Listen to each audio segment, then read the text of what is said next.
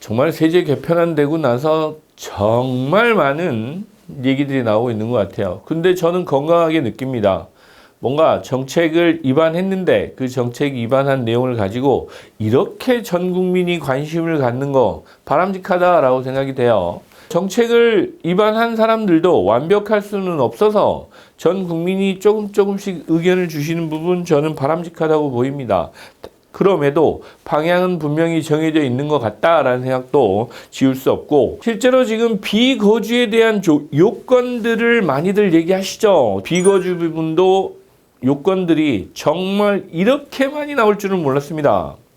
내가 직장을 이전하거나 발령이 지방으로 나면 집을 팔고 가라는 거야 라는 기사도 또 인터넷에 썸네일도 많이 올라오고 하던데, 실제로 이런 부분은 그렇게 큰 문제는 아닐 것 같고, 정부가 미처 생각하지 못했던 어떤 조건들이죠. 또 선량한 국민들이 피해를 보면 안 되는 것도 맞으니까, 투기의 목적이 아니다 라고 한다고 하면 그런 요건들은 완화해 주는 게 맞다라는 생각은 저는 하고 있습니다. 일반 서민들 같은 경우에 발령 많이 납니다. 저만 해도 서울에서 계속 근무를 하다가 지방으로 발령 난 적이 있습니다. 저는 집을 팔고 갔어요. 시기적절하게 잘 팔고 갔다는 생각이 드는데 2006년에 팔았거든요. 그래서 지방 가서는 뭐 했냐? 샀느냐? 안 샀어요. 전세로 들어가 살았습니다. 그리고 다시 서울로 발령이 날 때는 사서 올라왔죠. 제가 잘한 게 아니고 그 시기적으로 오를 때 내릴 때가 있었어요. 방송사 같은 경우는 특파원 갔던 친구가 팔고 갔던 친구인데 와서 보니 살 수가 없었다. 거꾸로 팔고 갔는데 와서 보니 가격이 많이 떨어져서 오히려 좋을 수도 있는 겁니다. 시기적으로는. 그래서 그거는 개인 선택사항이다. 팔아야 될 때, 사야 될 때 각자 판단하실 거기 때문에 정부 입장에서는 굳이 국민들 괴롭힐 필요는 없지 않겠어요? 저는 거주 요건, 비거주 요건 이 부분은 국민들 편의를 좀 고려해서 많이 배려를 좀 해주셨으면 좋겠다라는 생각은 하고 있습니다. 정부는 그런 부분도 배려를 한다고 하면 저는 찬성합니다.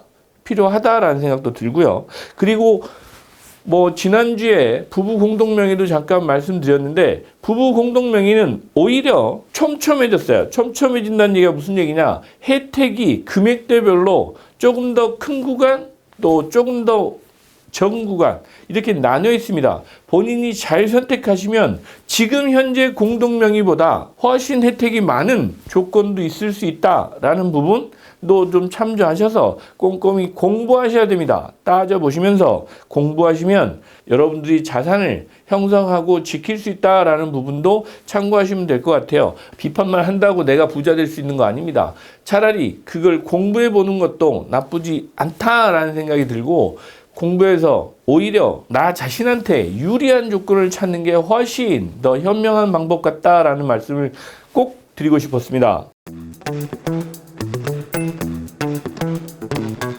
이 부분은 제가 작년부터 세제 개편안 얘기를 하면서 몇 번 말씀드린 적이 있어요. 이중과세 논란은 분명히 있다. 종부세 내고 재산세 내고 있는데 세율도 올랐잖아요. 그러면 이중과세 논란을 없애려고 하면 양도세 공제에 재산세와 종부세를 공제해주면 됩니다. 저는 이 부분은 필요하다고 생각합니다. 현재는 양도세 계산에 재산세, 세금을 납부한 거에 대해서 공제를 안 해주고 있어요. 어차피 장특공제가 거주 요건으로 바뀌고 한도도 10억으로 제한된다고 하면 보유기간에 냈던 보유세는 공제를 해주는 게 맞다. 어떻게?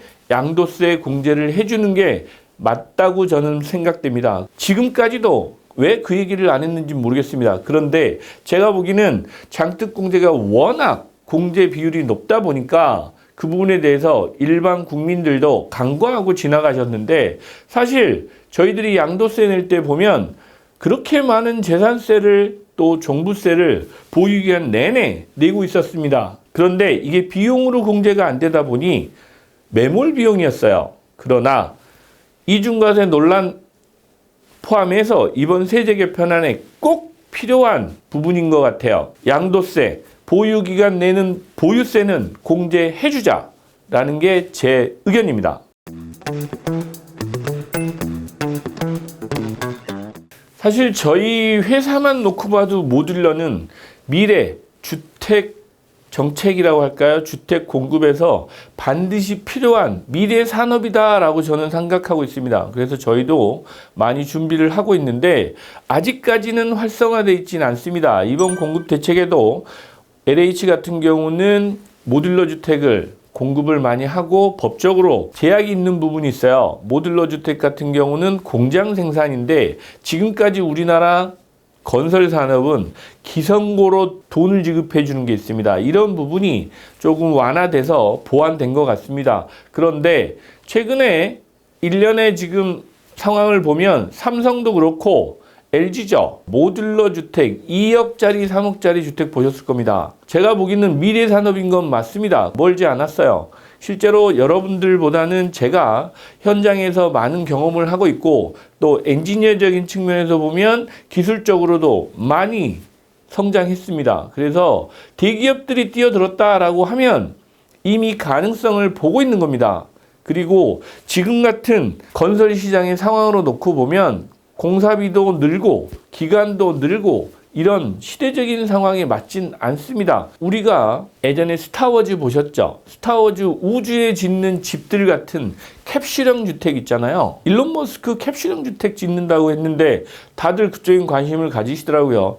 이런 주택의 모양도 분명히 있을 것 같다라는 말씀을 드리고 우리나라는 현재 지금 상황으로 보면 모듈러 주택이 주택 공급에 아주 좋은 대책이다라는 생각을 저는 개인적으로 하고 있습니다. 용산에 가족공원이죠. 어린이공원인가요? 그쪽에 지금 청년주택을 짓겠다라는 게 여당의 이 마음인 것 같습니다. 청년들을 위한 주택 공급을 조금 더 빨리 활성화해서 많이 짓겠다라는 부분, 그런 부분을 고려한다고 하면 모듈러 주택은 미래 산업입니다. 기존의 건설 회사들 재래식 방법이죠. 재래식 방법으로 지어가지고는 이제는 공급 대책을 마련할 수 없고 용산 같은 경우에 유리한 게 또 하나 있습니다. 주차장을 짓기가 되게 편합니다. 지하를 넓게 파면 땅이 넓잖아요.